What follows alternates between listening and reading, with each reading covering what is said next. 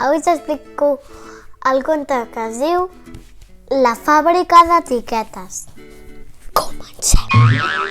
En un regne molt proper hi havia un bruixot que tenia una fàbrica d'etiquetes. Cada vegada que algú feia una cosa que no li agradava, els seus corps sortien volant amb unes etiquetes.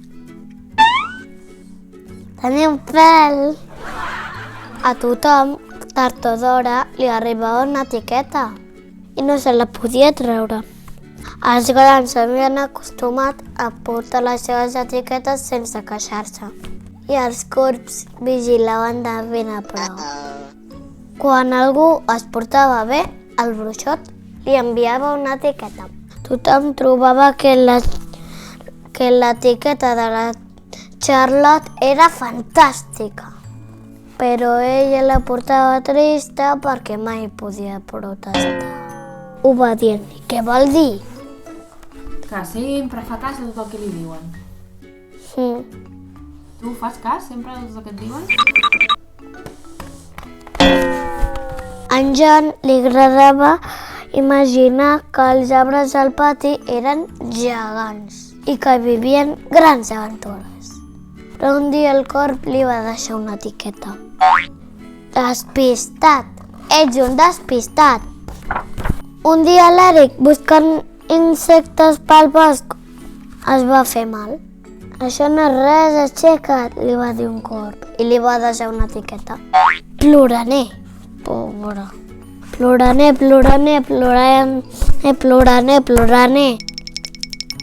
A l'Eric no li agradava gens la seva etiqueta. I un dia fart de la seva etiqueta va intentar treure-se-la. Estava molt enganxada i ell no podia.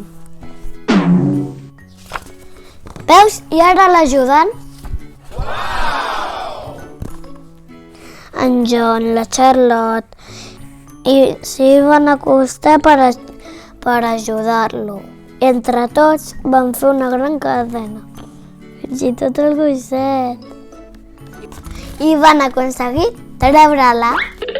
Amb l'etiqueta desenganxada, l'Eric va fer un avió de paper i va llançar tan fort que va tocar un corb i va sortir disparat.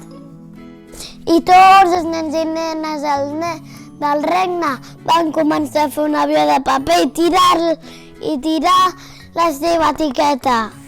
I així van guanyar la batalla dels corbs. I la fàbrica va deixar de funcionar per sempre.